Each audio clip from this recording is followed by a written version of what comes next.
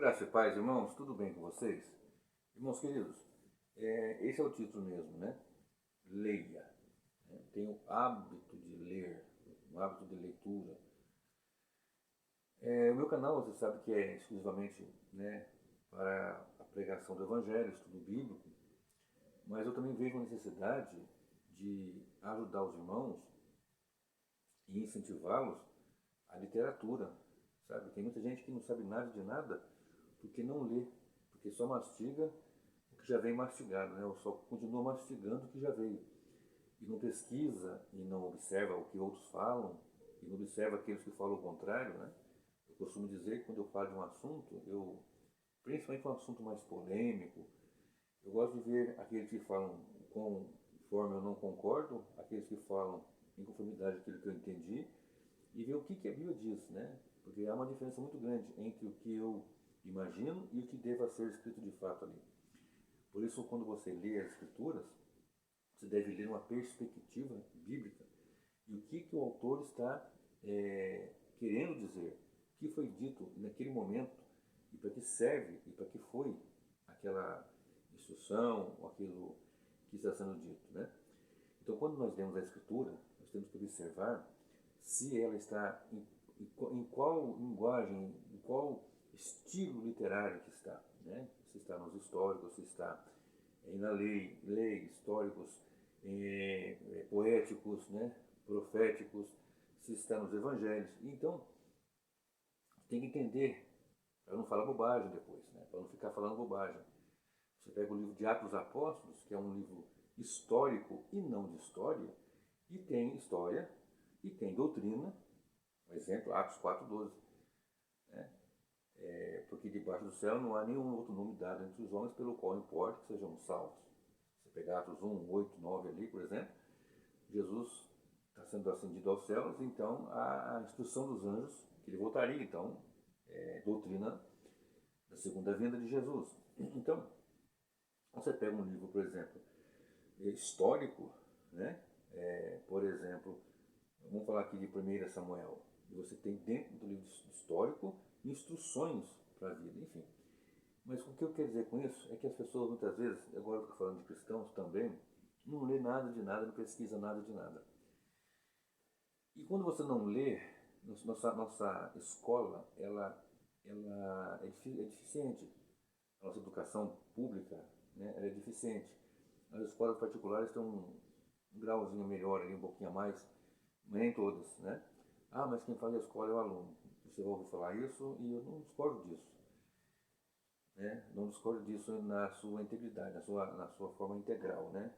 Mas existe realmente uma deficiência nas pessoas também, que não querem aprender, que não querem se instruir, que não querem ler, que não querem observar. E ler mesmo, e saber de política, não sabe nada. Quem que está lá, quem é presidente, quem que é vice-presidente, por que é ladrão, por que é outro ladrão, o que roubou, o que não roubou, o que está sendo dito. Agora, história contemporânea, história do momento, história atual, atualidade, não sabe. Né? Falam muito mal o português, escrevem muito mal. Né? Os índices nas escolas nacionais, nas escolas públicas, aliás, é muito baixo o índice de aluno que tem algum aprendizado, que sabe alguma coisa. Né? As pessoas vão para uma escola, eu acabei de ler um livro agora, terminei agora, faz 10 minutos, sobre o emburrecimento programado. Né? Estou lendo mais alguns aqui, ó. Eu tenho um hábito que não é muito bom não, tá, irmão? Eu tenho um hábito de ler mais de um livro por vez. Então, e esse daqui foi o que eu acabei de ler agora, né? Emborrecimento programado. Eu acabei de ler esse livro aqui. Estou lendo ao mesmo tempo este também aqui, 1984, e tem mais dois aqui, né? Dois de teologia, né? Você se torna o que você adora. E mais um sobre pregação. Fora outros dois que eu terminei agora há pouco, há poucos dias. Então, se você começar a ler um livro por semana, você vai ler 4 livros por mês. 4 livros por mês, durante 10 meses, você vai ler 40 livros. Né? Tem mais 2 meses, dá 48 livros. Se você ler um livro por mês. Tem muitos canais aí que fazem resenha de livros, indicam livros, né? Eu já tenho uma listinha, esse aqui faz parte da listinha de 5 que eu comprei agora mês passado. Já li 2 dos 5 completo e estou lendo os outros 3 ao mesmo tempo, que eu tenho essa mania. Eu não posso abrir. Se eu abrir, eu vou ler, não adianta.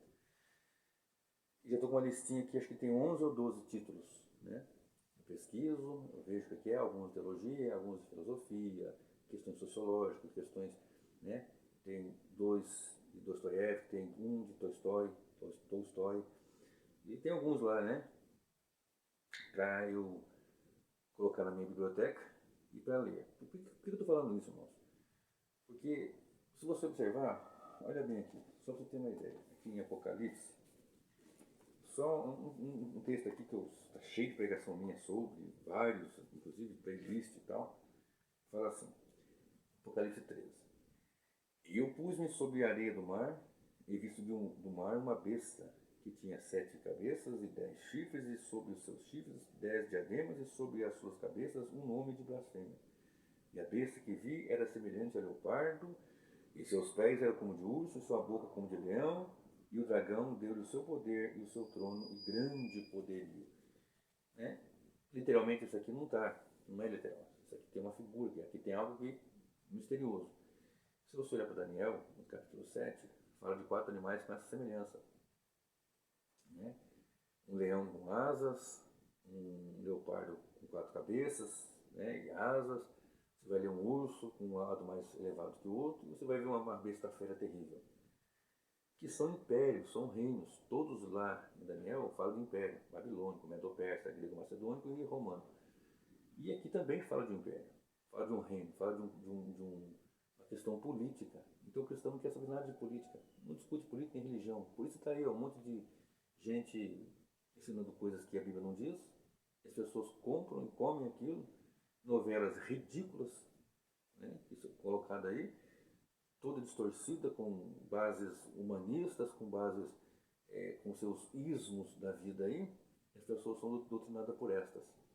Né? Pastores que não leem, que não pesquisam, que não passam horas do seu dia em pesquisa, em estudo, e depois falam bobagem.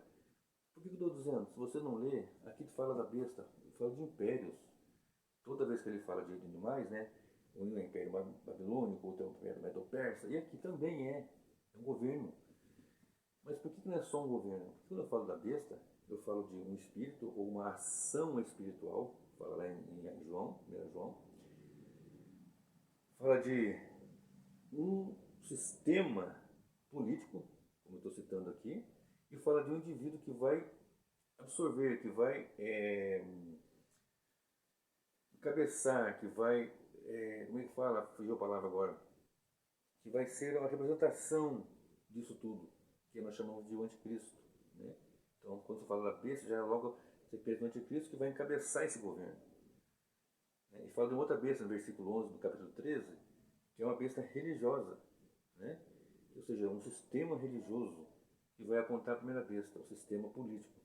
Que tem alguém que vai ali incorporar, essa palavra que eu queria achar, toda essa situação, que é o homem, o abominável da desolação, o iníquo, o homem da iniquidade, que fala em 2 Tessalonicenses, capítulo 2. E as pessoas vão passando os dias e não leem, não pesquisam, não está antenado.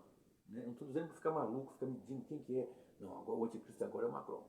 O anticristo figura escatológica, o anticristo escatológico agora é Erdogan. Não, agora sabe, e começa. Né? Quando esse sistema já está aí implantado. Né? A marca da besta é o chip, a marca da besta é a vacina, a marca da besta. Gente, depois você pesquisa no meu canal, na playlist escatológica, está cheio de coisas que eu dou instruções ali. E estou estudando cada dia mais para saber mais. Eu quero saber mais para ensinar mais. Então, o meu conselho pastoral hoje é para você ler. Comece a ler, comece a pesquisar, abra sua mente. Não numa mentalidade esquizofrênica, que eles pensam que abrir a mente é deixar entrar qualquer coisa. Não, abrir a mente é observância, agora cristãos, né? Observância de tudo, observância de uma cosmovisão com a palavra, com a escritura sagrada. E por que eu estou dizendo também isso? É que as pessoas muitas vezes têm uma certa algeriza.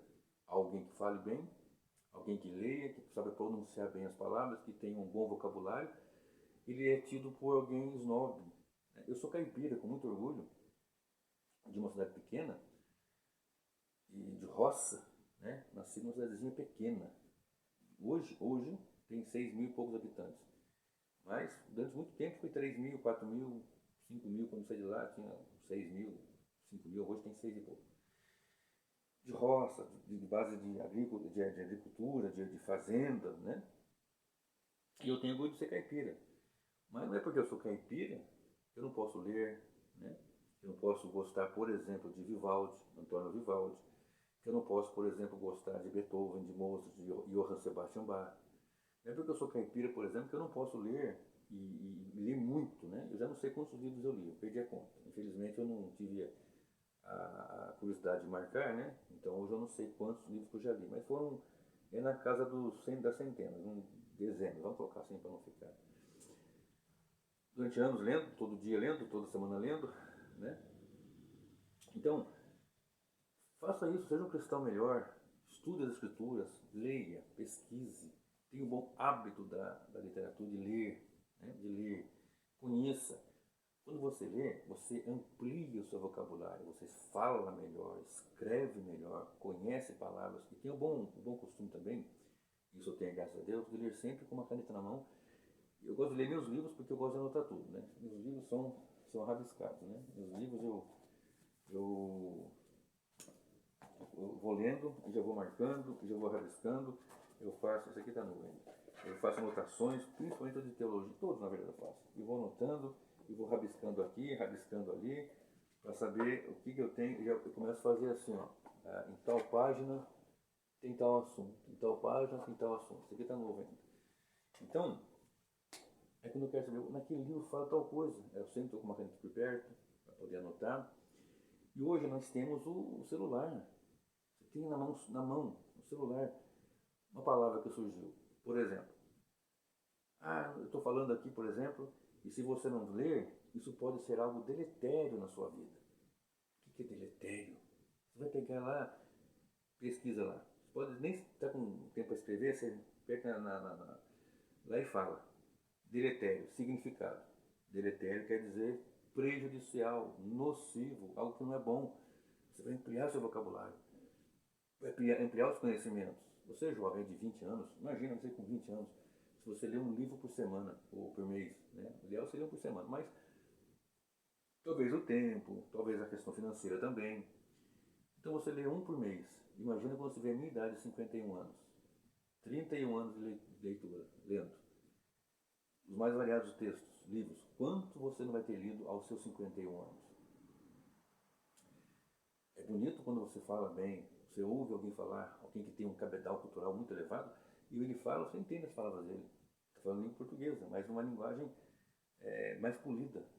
Você entende. E saiba falar simples também, agora aos pastores, que para falar que uma criança entenda.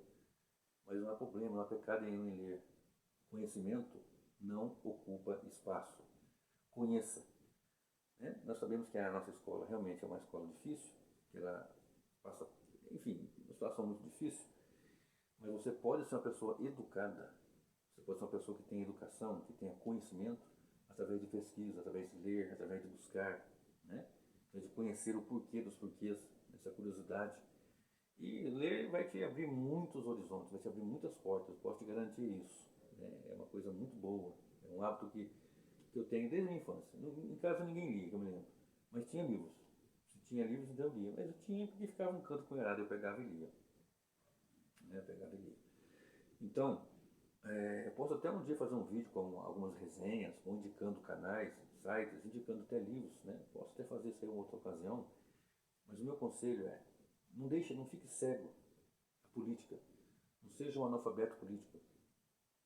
Não dizendo para você ser partidário, mas para você ser uma pessoa que pesquisa, que lê, que ouve, que está antenada, que ouve os pregadores e vai pesquisar o que eles estão falando, que tem um bom hábito de ler, porque ler vai fazer você crescer, vai te ajudar a crescer. Né? Eu vou ler um livro aqui de Castro Alves. Poxa, eu peguei lá um livro Tem muitos bons escritores nacionais, tem muito bom. Sabe? Tem um pouquinho de curiosidade de saber o que é arte, por que arte, o que que funciona isso, o que no passado foi, o que foi o movimento do iluminismo e o porquê dele. Você vai ver que tem alguma coisa relacionada com a igreja, as questões que tinham ali e o porquê. E você vai entender, não, meu Deus, aqui pelas escrituras eu entendo isso e aquilo, sempre com a cosmovisão bíblica. E você vai ler livros que vão apresentar poemas, coisas boas, né? Depois que você pesquisar, pesquise sobre arte, aprenda quem é de Cavalcante, aprenda sobre, por exemplo, Aleijadinho, o que é a obra de Aleijadinho, o que foi. Interessante isso. Você vai ficar mais rico em dinheiro, mas de conhecimento. Conhecimento não ocupa espaço. Se você tiver o bom hábito de ler, você vai ficar mais antenado. Você vai começar a ter esse vício, né? E não vai conseguir parar mais. Isso eu vou te garantir. Se você não consegue parar mais, não. Você vai ter que estar sempre lendo. Tem biblioteca pública, você vai lá e aluga. Aluga não, né? Empresta os livros. Na verdade, há livros que não são tão caros, né? Eu tenho uns livros aí que estão na média de R$20, R$25. Alguns são um pouco mais caros, dependendo da sua arte, do seu trabalho e do volume da obra. Eles são um pouco mais caros, chegando a 100, 70. Mas eu tenho esses livros aqui, eu não paguei mais do que 20, 30 cada um desses aqui. Acho que foi 20, foi algo assim em torno de 25, 18, 11. A listinha que eu tenho já está com 12 livros para a próxima compra, né? Não sei se vou comprar os 11 de uma vez, né? Mas já está ali. Vou comprando. Compra um, depois compra outro, compra dois, compra três. Tem média de 11 a 20 reais. Se você toma um açaí com granola, com paçoca, com não sei o que, já vai lá com uns 15 reais, né? Conforme fala na roça. Uns 15 reais. Aí você pega para você, para namorada, para esposa, é para 30. Né? Sacrifica um açaí e compra um livro. Ou dois, dependendo do preço do livro. Sacrifica uma pizza aí e compra livros. Compre livros de teologia, de boa teologia. Compre livros de bons autores. Compre livros que falem sobre de tudo um pouco. Mas eu também dou uma dica de não comprar livros que vão falar bobagem, vão encher sua cabeça de craminhola. Por isso eu falo que sempre tem uma cosmovisão bíblica. Eu posso indicar, se você quiser, eu faço um vídeo indicando bons livros ou indicando bons canais, né, que ensinam sobre, que fazem a apresentação de bons livros, né. Tem algumas irmãs aí, algumas mulheres, umas professoras e uns rapazes muito interessantes, muito inteligentes, explicando, né, pessoas de um capital cultural muito interessante, indicando bons livros, você que gosta de ler, né. E principalmente, irmão, leia as Escrituras, leia a palavra. Toda a palavra de Deus é divinamente inspirada e proveitosa. Deixa eu falar uma coisa aqui rapidinho, porque esse vídeo está ficando longo, já está com 18. Eu queria saber por que o povo de Israel estava preso no Egito. Uma nação presa em outra nação. Mas como assim? Claro que eu era bem jovem. Há muitos anos. Então, por que uma nação... Aí eu fui ler a Bíblia inteira pela primeira vez. Porque eu lia uma coisa, eu lia livros a respeito da Bíblia. Eu comecei a ler muitos livros de teologia e eu não tinha lido a Bíblia inteira. Eu falei, que isso é errado. Né?